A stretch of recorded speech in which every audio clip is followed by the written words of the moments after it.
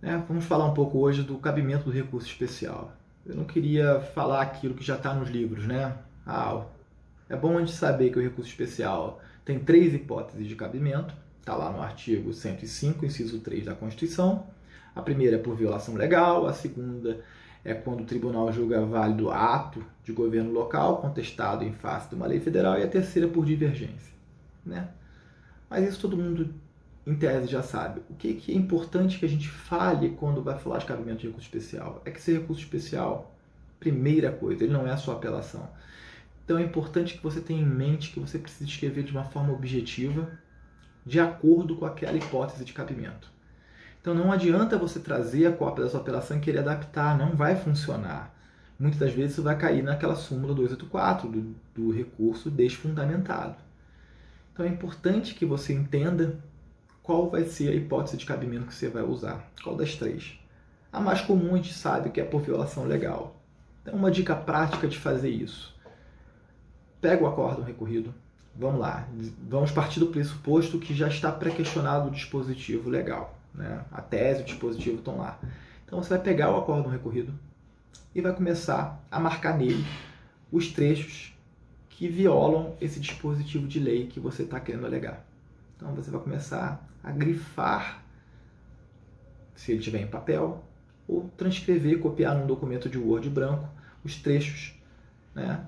E o dispositivo legal que foi violado. Depois, ou antes disso, você vai formular sua tese. O que é a sua tese? É a pergunta que você está fazendo para o tribunal responder, né? Eu não estou mais perguntando, vamos dizer, uma obrigação de pagar, porque a gente está discutindo a prescrição. Eu não estou discutindo se Maria deve a Pedro R$ 500. Isso eu não estou discutindo mais. Eu estou discutindo o quê? Se eu quero saber se nos termos do artigo cento e tantos do Código Civil, após 5 anos da obrigação contraída, eu estou obrigado a pagar.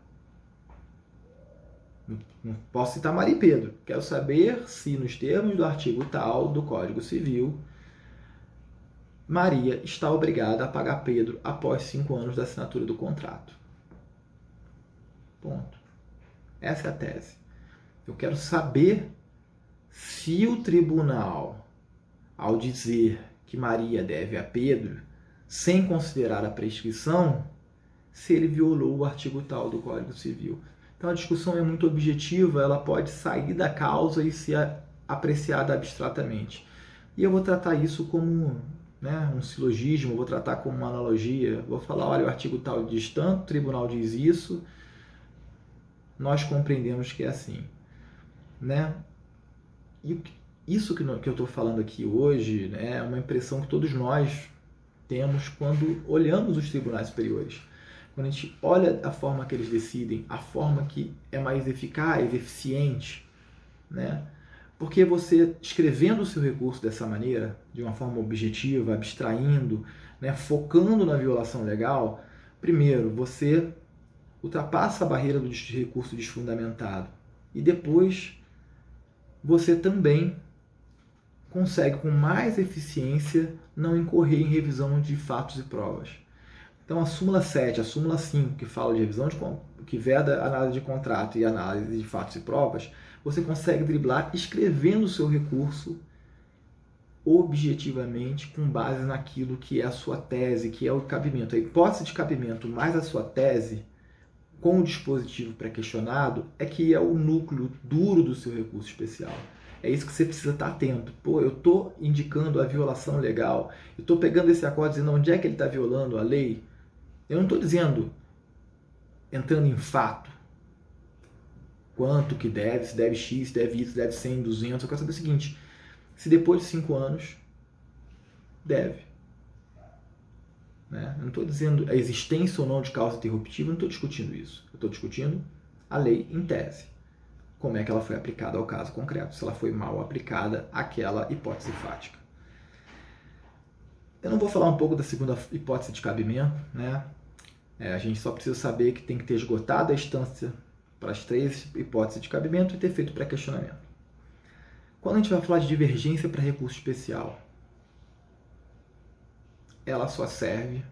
antes disso é importante, não vale recurso especial contra, quer dizer, alegando violação a decreto, ainda que for federal, a resolução, a lei estadual, regimento interno, não cabe Constituição. Lei federal vai ser lei ordinária e lei complementar. É isso. Nada mais do que isso. Como é que eu faço quando está um decreto? Você tem que pré-questionar o artigo que aquele decreto está regulamentando. Tentar levar para a violação legal direta ou achar uma norma que regulamente aquela situação, de fato, para que possa ser viabilizado o recurso especial. Lembrando que o STJ não faz justiça, ele uniformiza a jurisprudência sobre a aplicação da legislação federal. A terceira hipótese de cabimento de recurso especial é por divergência. O que é importante a gente lembrar quando a gente fala de divergência para a RESP? É importante que a divergência seja específica e venha de tribunal distinto. Não cabe do mesmo tribunal e ela tem que ser específica. O que é uma divergência específica? Ela tem que ter 3 elementos básicos. Primeiro elemento, identidade fática. Os fatos têm que ser idênticos, similares ou análogos, muito próximos. Os tribunais têm que ter tratado do mesmo dispositivo legal para aquele caso. Então, eu tenho que ter aplicado aquele fato análogo à mesma lei. O mesmo artigo, o mesmo inciso, a mesma linha. E as conclusões têm que ser distintas. Então, quando você usar um paradigma, tem que usar um paradigma que seja específico. Não adianta trazer paradigmas que analisando o artigo de lei diferente ou fatos diferentes, ainda que o artigo seja o mesmo, porque ela vai ser uma jurisprudência inespecífica para fins de divergência. Mas já que eu estou falando de divergência, e muita gente faz só por divergência, se você for fazer só por divergência, sabe o dispositivo violado, faz também para linear. E a última coisa sobre cabimento de recurso especial, fora aquilo que já está bem colocado no livro, é lembrar de ver se aquela decisão continuaria válida por mais de um fundamento. Se o fundamento for infraconstitucional, você vai ter que colocar todos esses fundamentos autônomos, independentes, no RESP, como violados, como mal aplicados. Se tiver um fundamento constitucional autônomo, é interessante que você também faça o seu recurso extraordinário para aquela violação constitucional. Tá bom? Esgotou a instância, pré-questionou, escolheu a hipótese de cabimento, fez o recurso objetivo baseado naquela hipótese de cabimento. Não cabe por violação à norma infraconstitucional, decreto, resolução, etc. A divergência tem que ser específica. Esquece o seu recurso de apelação e faz um recurso especial, bem objetivo, que tem como guia aquela tua hipótese de cabimento. Tá certo? É isso que a gente tinha para falar hoje sobre cabimento de recurso especial.